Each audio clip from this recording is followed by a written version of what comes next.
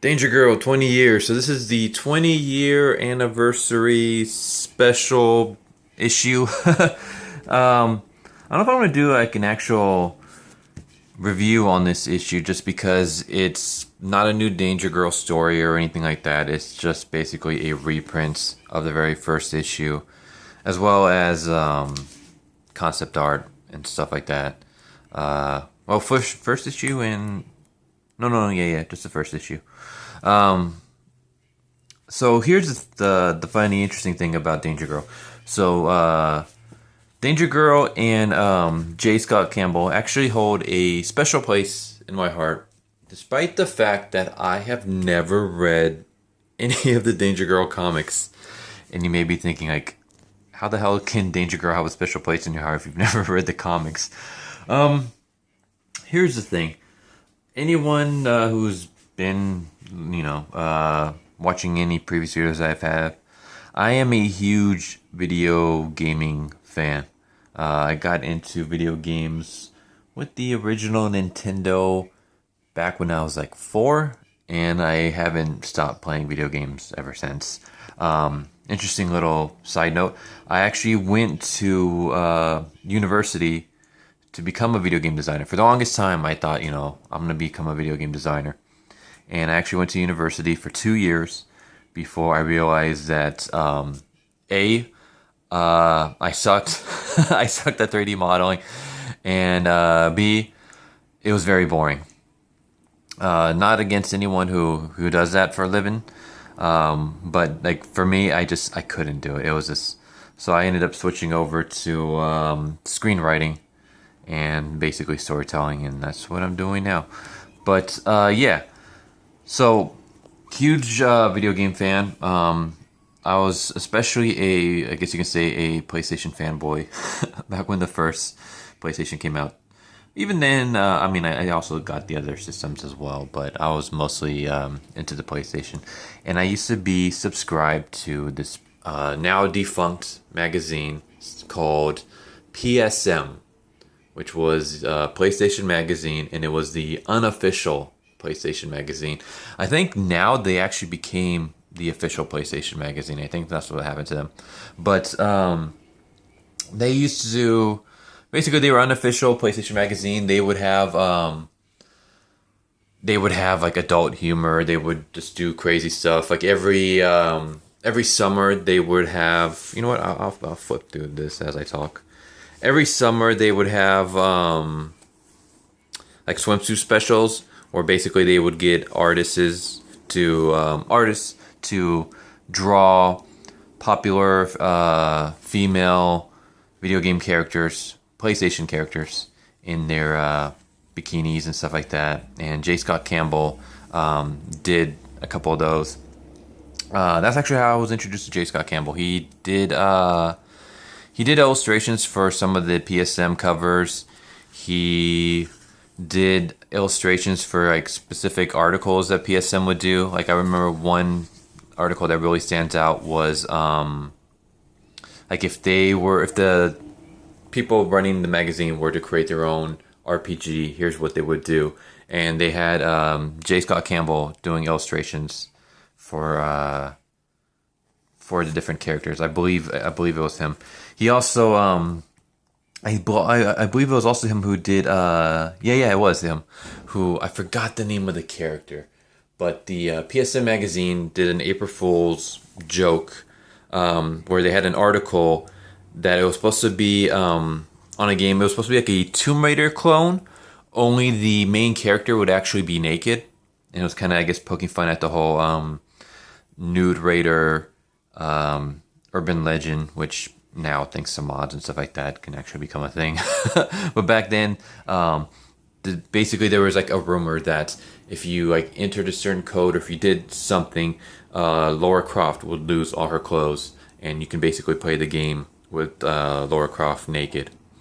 And the PSM people basically ran with that joke, and they created an article talking about an upcoming game where you played as a Tomb Raider type character. I forgot her name, but she by default didn't have any clothes. The only thing she carried was her gun holster, and she was completely nude. And a lot of people actually took that as being fact. Like, they didn't know that it was an April Fool's joke, and yeah, a lot of people got upset by it and stuff like that. But the illustrator who did the artwork for that article and basically did the fake cover for the game and stuff was Scott Campbell. So that was how I got introduced to him, was basically through like articles like that, through covers for PSM magazine. He did some pretty awesome covers, I ain't gonna lie. And so that's how I got introduced to Scott Campbell. And Danger Girl actually had a PlayStation video game made.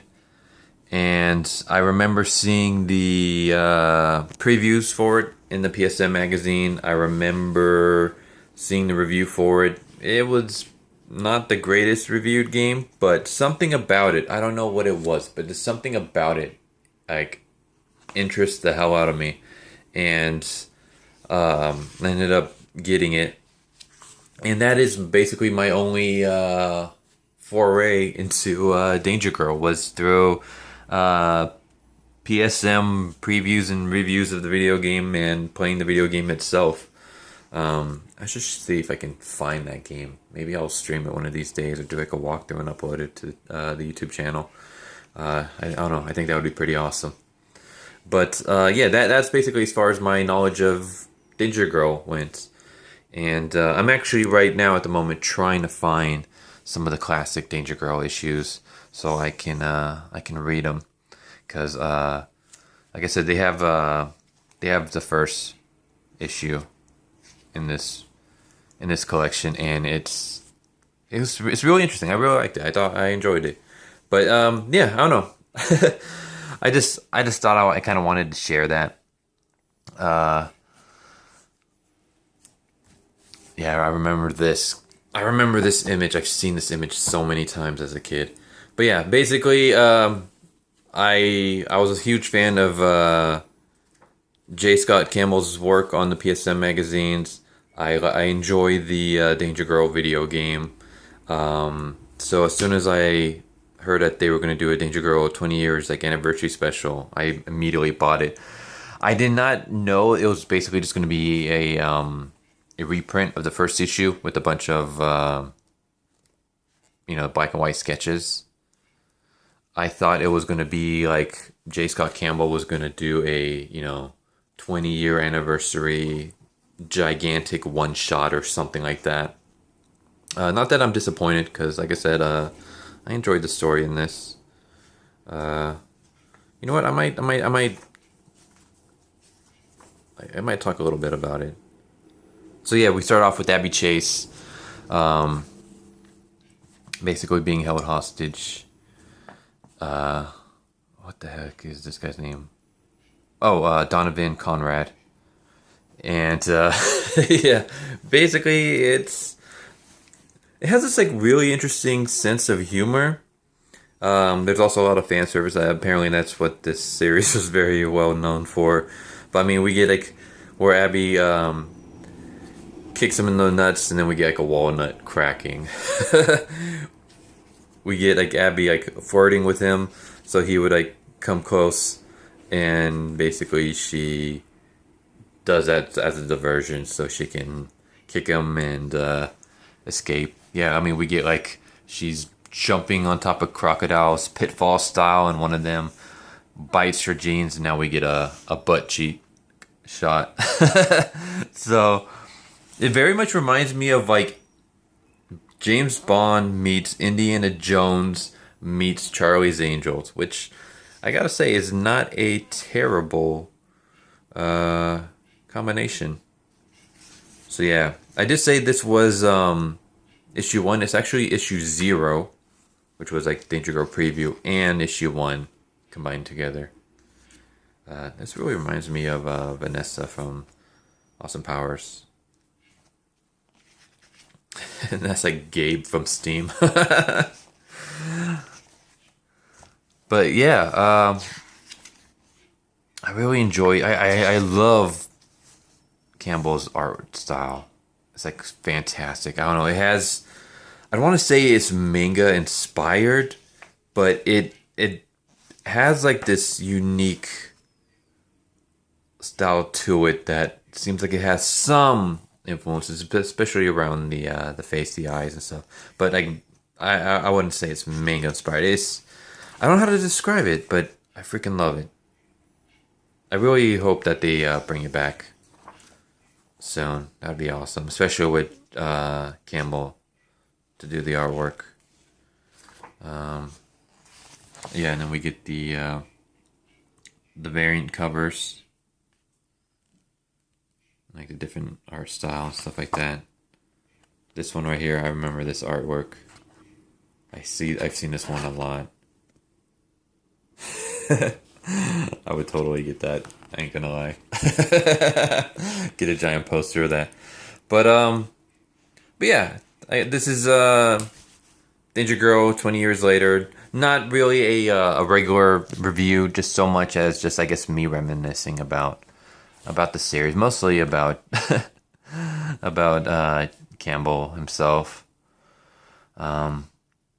But yeah, I mean, I would highly recommend this if you have like any interest whatsoever in the Danger Girl series. Definitely pick it up. But yeah, I think I'm gonna end the video here. I guess the quick plugs. I have a BitChute.minds.com. You can find those in the links below. I have a Twitch. I stream every Monday morning, Wednesday afternoon, and Friday nights, Pacific Standard Time. I don't know how much longer I'm going to be streaming because it's starting to get really hot here in California. And once the heat picks up, that's it. Like, I'm done because it'll get way too hot in my room. Like, hot enough like I can get a heat stroke. That almost happened to me last year. So yeah, definitely not going to be doing that. I have a PayPal and I have a Patreon if you guys feel like donating. But just help me get the channel out there. Help me grow this channel. I have like 250 subscribers. I'm trying to reach 300 by the end of the year. So if you guys like this video, you know, hit the subscribe button if you haven't. Hit the bell for notifications to make sure you guys get all my updates. Hit a like, leave a comment, tweet out the video, retweet my tweets when I post up a new video. Just help me get the word out on this channel, and that would, like, I would appreciate the hell of you guys for doing that. And I already appreciate like anyone that drops by and gives a review and decides to leave anything in the comment section. You guys are awesome. I'm gonna end it on this sexy James Bond like image. You know what? I would definitely like to get like keep the Danger Girl. Get rid of the credits. I almost forgot the word there. Get rid of the credits and just blow this up into a giant poster. That'd be pretty sweet. But yeah, Danger Girl, 20 years. Here's hoping that we get a new Danger Girl series. Hopefully by Campbell, because the way modern day comics are nowadays, I would be very worried if anyone else were to take the mantle. But yeah, hope you guys enjoyed this video. Hope to see you guys next time. Later.